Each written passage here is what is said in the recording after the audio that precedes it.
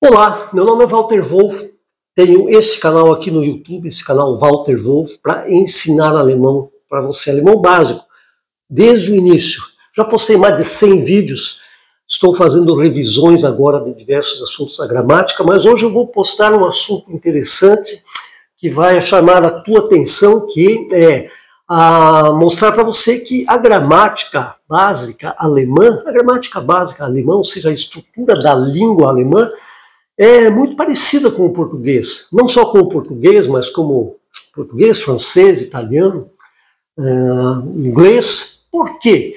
Porque todas essas línguas elas fazem parte da família das línguas indo-europeias, então a sua gramática básica é muito parecida.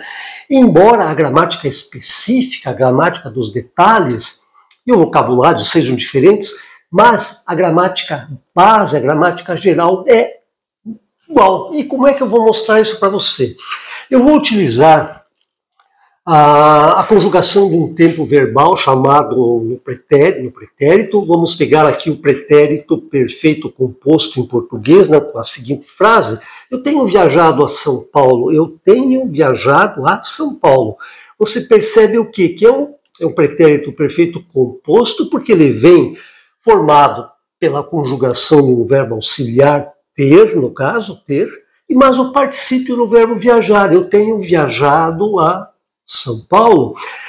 E é um tempo pretérito, por quê? Porque é uma ação que se desenvolve lá no passado e vem até o presente, mas é um tempo de pretérito, passado.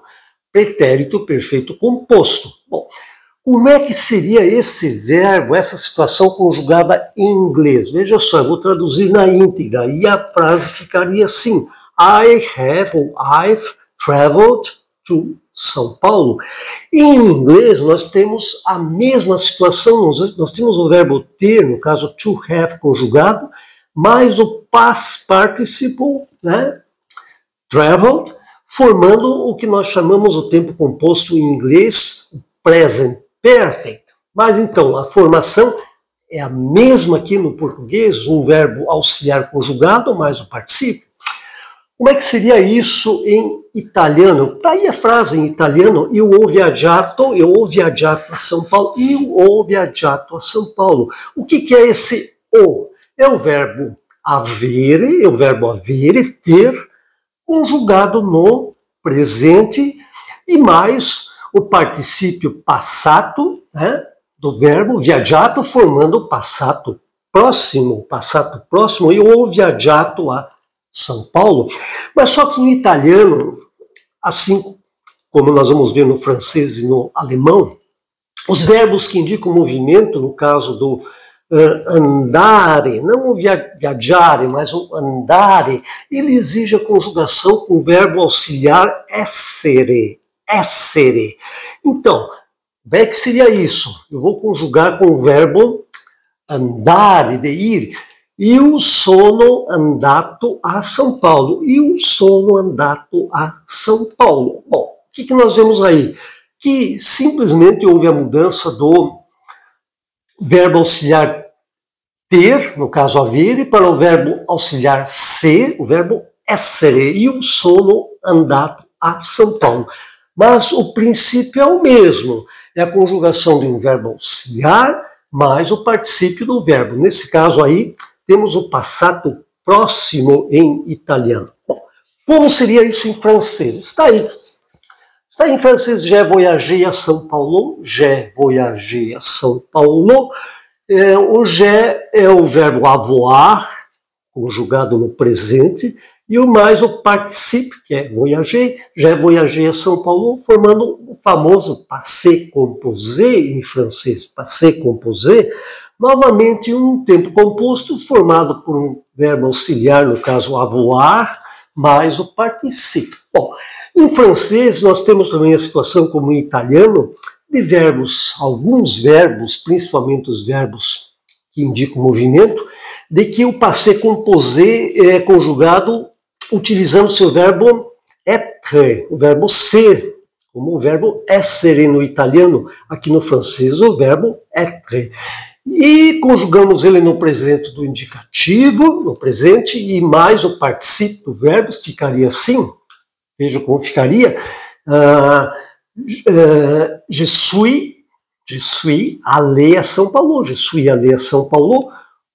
Passé composé, formado ou por verbo avoir mais o particípio, ou por verbo être mais o particípio. Bom, então nós vimos que em francês, em italiano, em inglês, em português, o princípio, a formação do verbo, do pretérito composto é a mesma.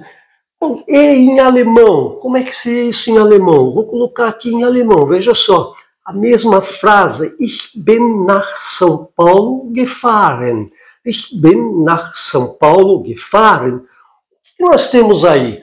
Nós temos aí o verbo ser, utilizado como auxiliar na formação do presente, ich bin, verbo zu sein, verbo ser, ich bin, e aparece também o particípio, que em alemão nós chamamos de Partizip zwei, gefahren, e formando o tempo no passado chamado das Perfekt, que é o tempo composto de passado, um dos tempos compostos de passado em alemão, ich bin nach São Paulo gefahren.